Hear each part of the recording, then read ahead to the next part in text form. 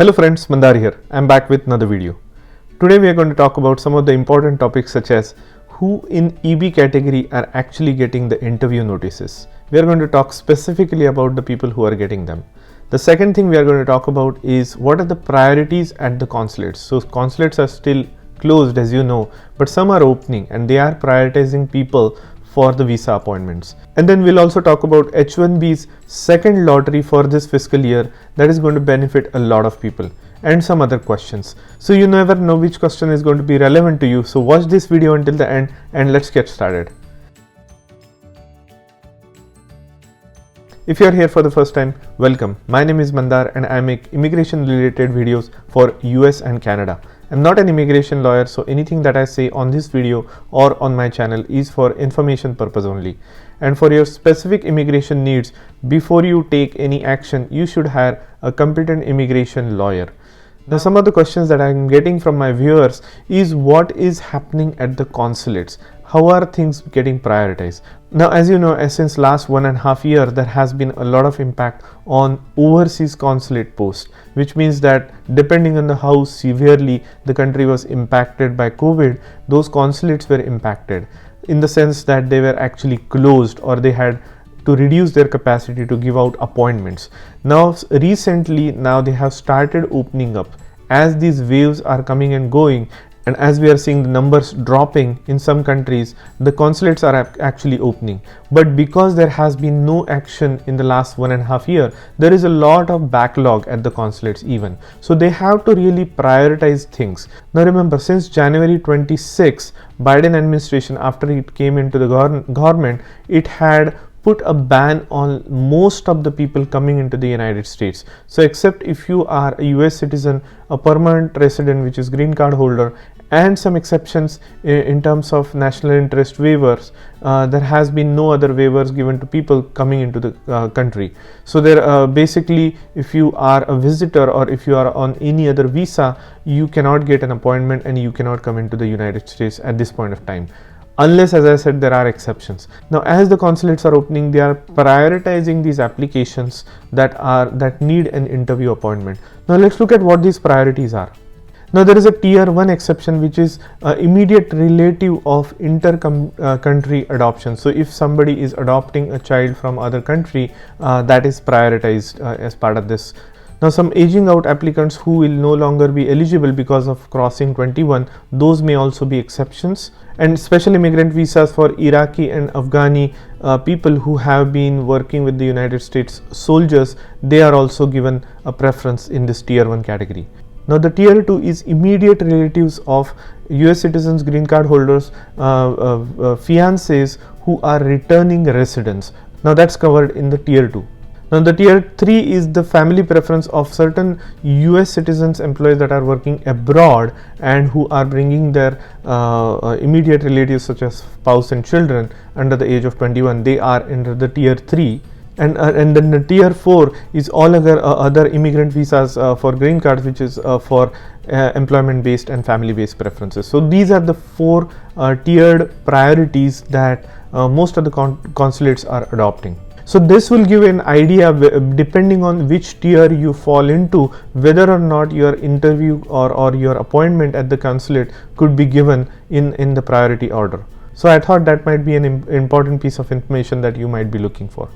Now let's quickly talk about the H1B visa lottery. As you know, each year, as per the mandate by the Congress, United States USCIS gives out 65,000 H1B visas to the qualified individuals.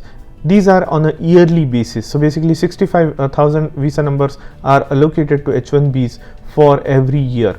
In addition to this, there are 20,000 additional H1B visas that are reserved for students or international students that have graduated from the US universities. So that is a separate 20,000 visa numbers. So you have 65,000 common pool and 20,000, which is total of 85,000 visas available for a particular year for H1B.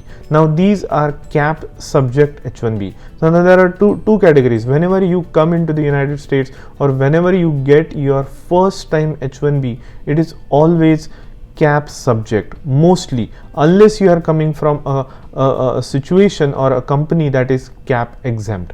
Now once you get your first H1B visa, later on if you have to reapply for whatever reason, or for extension or beyond 6 years, or if you complete your 6 years you go out and come back again, you are no longer subject to the cap for H1B. So the cap is only subject when you are applying for the first time. Now every year USCIS conducts a lottery system which opens up on the 1st of April of every year. So there are applications piled up until the end of day March 31st, and they are quickly entered into a lottery program on April 1st. So and these are all the individuals that want to claim a number from that particular year's H1B lottery. So now the lottery is run at the beginning, and then they have application period from 1st of April to 30th of June. That is the first visa lottery. So it is an expectation by the USCIS that they will get a maximum number of applicants so that they can utilize all these 65,000 visas and plus 20,000 visas that are reserved for H1B. Now it so happens that there are many individuals that apply, and they apply it on multiple occasions. So basically, for example, H1B has to be sponsored by an employer. So now if you are an employee of one particular employer, they might file your H1B for the first time, and you may want to increase your chances by filing it through another company as well. So that happens a lot. So there are a lot of duplicate applications that are filed during this first H1B lottery season. Now what happens is, when these duplications are dropped, or when there are invalid applications that are made, because remember, you can actually just create your entry into the pool by giving out a basic information and paying a minimal amount of fee to get you into the pool. So now a lot of these applicants may no longer be valid because the job changes or things like that, and these applications kind of drop from the total pool that they receive on the first iteration of their green card lottery. So in that case, what happens is, if they don't have enough applicants to fill that 65,000 number, then they run a second lottery. Now that's exactly what happens. About a couple of days back, they announced that they are going to run a second lottery, because the demand that they had generated from the first lottery wasn't enough, or there were a lot of applicants that were dropped, or they were not eligible to get an H1B. Now they are going to run a second round, which starts tomorrow, which is August 2nd, and that is going to go into November 3rd. So the application duration period is August 2nd to November 3rd. And this second lottery is going to give an opportunity for the individuals who have missed out on their first lottery. So remember, once you get accepted, that means you have a chance to get an approved H1B. If that hasn't happened for you in the first round, you may have a chance in the second round. So you will get a notice of application submitted, and then you will have a deadline to submit the full documentation to actually complete your application. Now this second lottery winning does not mean that you are actually approved. The approval process will still take its course, and eventually you will get your approval at the end of this lottery. So this is a good news for a lot of people who have missed on the first lottery. Now remember, if you don't get H1B in your first lottery or second lottery, it is still considered within the single fiscal year. So it is still FY 2022, which is happening right now. You always have another a few more chances, because you get an OPT extension. For STEM OPT, you get up to 3 years of extension on your OPT. So you have 3 consecutive years when you can apply for your H1B and try out your luck. Within the 3 years, it's most likely that you will get your H1B. So I would say good luck for everybody who is waiting for the second lottery results to come, and I wish you all the best to get your H1B.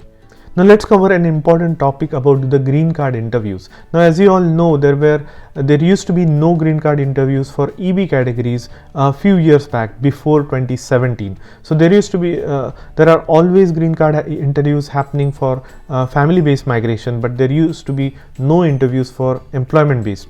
Starting 2017, the Trump administration made it mandatory to have an interview for each and every applicant in employment based category as well. But recently, in the last 6 months or so, with the new administration, this trend has reversed. Basically, there are no interviews happening for EB category of visas back to normal.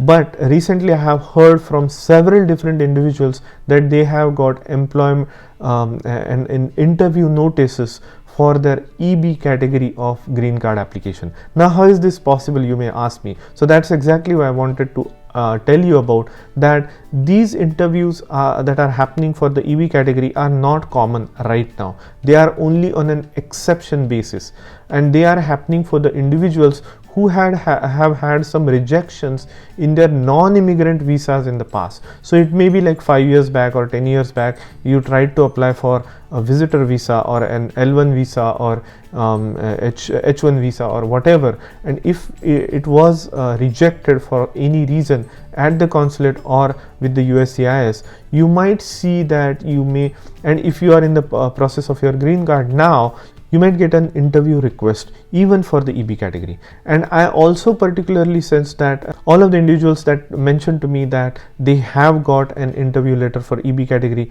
were for EB1. I did not come across anybody from EB2 or EB3, but definitely from EB1A and EB1C.